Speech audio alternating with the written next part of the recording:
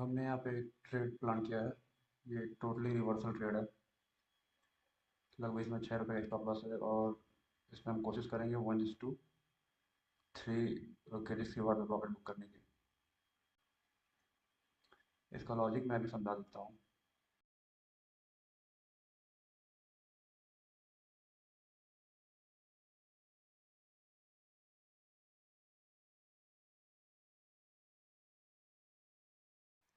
हम दो प्रीमियम यहाँ पे ओपन करके रखे थे, एक थोड़ा सस्ता था, एक थोड़ा महंगा था।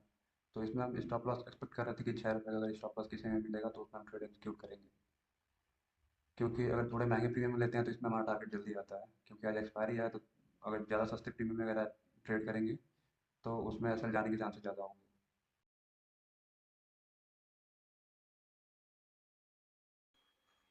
सही जा रहा है, स्पाइक दे दे। क्योंकि ये एक बहुत क्रिटिकल जगह पे है, इसलिए मैंने यहाँ पे स्टॉप लॉस हटा दिया है। मैनुअली इसको मैं कट करूँगा। ये 25,000 के राउंड फिगर के नंबर पे है, तो अगर किधर भी अगर ब्रेकआउट करेगा तो बहुत तेज़ी से करेगा ये। दैट्स वाई मैंने यहाँ पे स्टॉप लॉस हटा दिया है। सही जा रहा है, सही जा रहा है। Come on, come on, come on.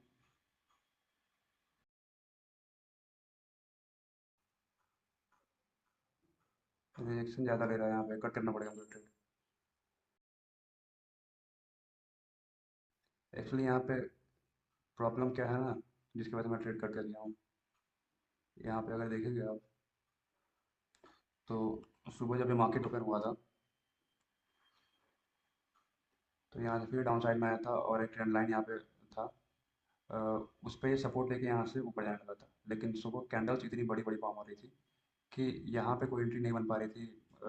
12 रुपये या 15 रुपये का हमको ऐसा मिल रहा था, जो कि हमारे लिए काफ़ी ज़्यादा था।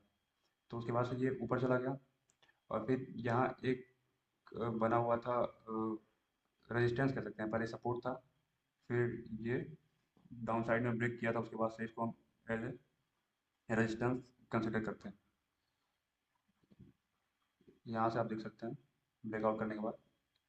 और एक यहाँ पे ट्रेंड लाइन भी आ रही थी ऊपर से। ये ट्रेंड लाइन भी यहाँ से आ रही थी। एक मिनट, किधर गया वो, दिख नहीं रहा। हाँ,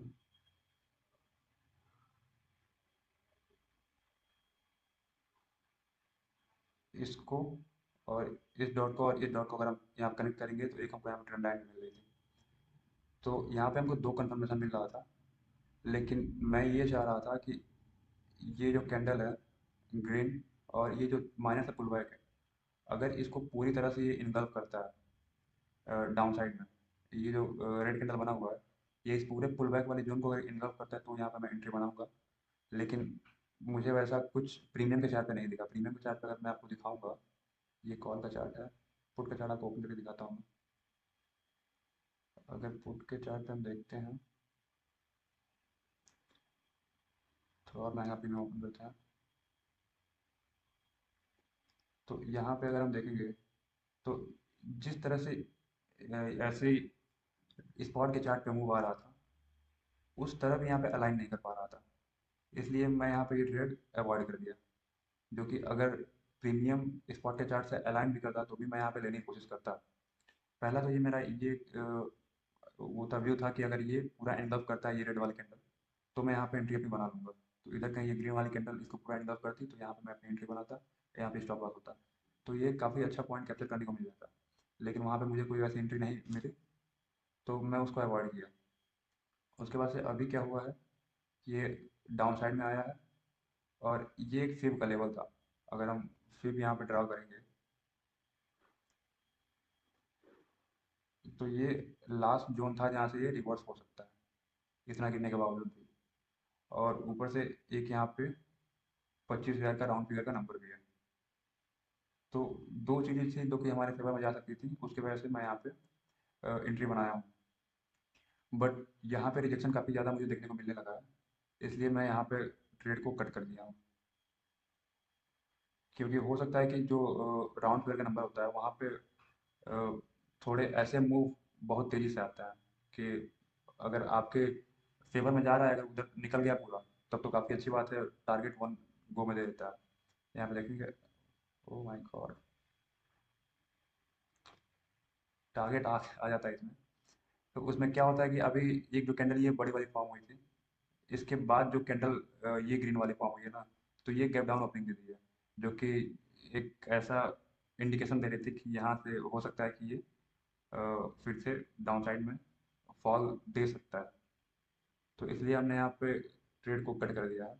अगर ये कंप्लीट रिवर्सल का ट्रेड होता किसी एकदम अच्छे सपोर्ट जोन से, तो यहाँ पे मैं पूरा इसको होल्ड कर लेता। लेकिन यहाँ पे ऐसे लेवल पे था जहाँ से कि मार्केट किधर भी मूव करता है, कर सकता है। अगर यही कैंडल ऊपर चलता जाता तो फिर इसमें हमारा टारगेट आ गया होता। तो एक ट्रेड ये किए हैं, इसमें तो कुछ खास प्रॉफिट हुआ नहीं होगा।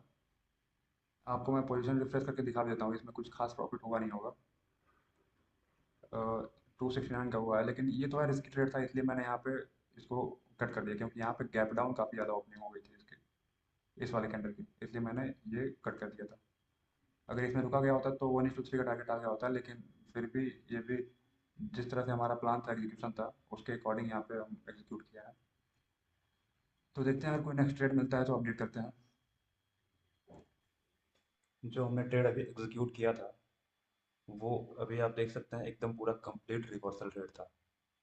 अगर बाय एनी चांस अगर इसको कोई भी होल्ड कर लेता, तो इसमें लगभग 100 पॉइंट वो कैप्चर कर सकता था।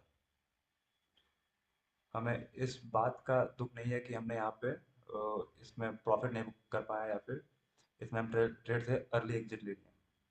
हमको खुश इस बात पे होना चाहिए ना। आई मीन, मैं अपनी बात नहीं कर रहा, क्योंकि I can pick this reversal very easily.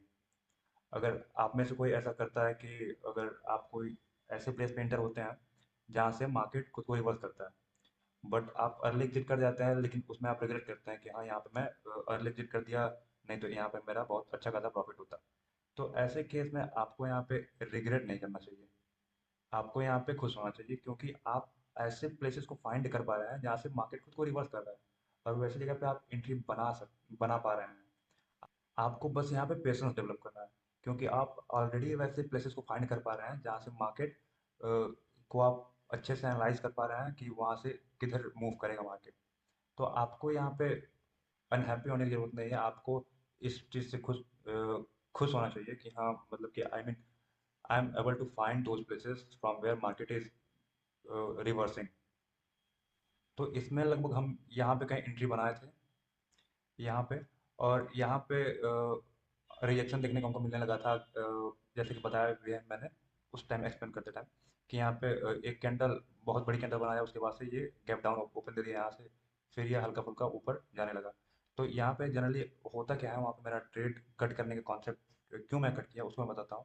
कि जब भी आप देखेंगे कि निफ्टी ये प्रीवियस डे का यहाँ पे कहीं क्लोज किया होगा, फिर ये कभी यहाँ से गैप अप ओपनिंग दे देता है। तो गैप अप ओपनिंग देने के बाद हम क्या एक्सपेक्ट करते हैं कि मार्केट यहाँ से आएगा, गैप फिल करेगा, फिर यहाँ से रिवर्स कर जाएगा।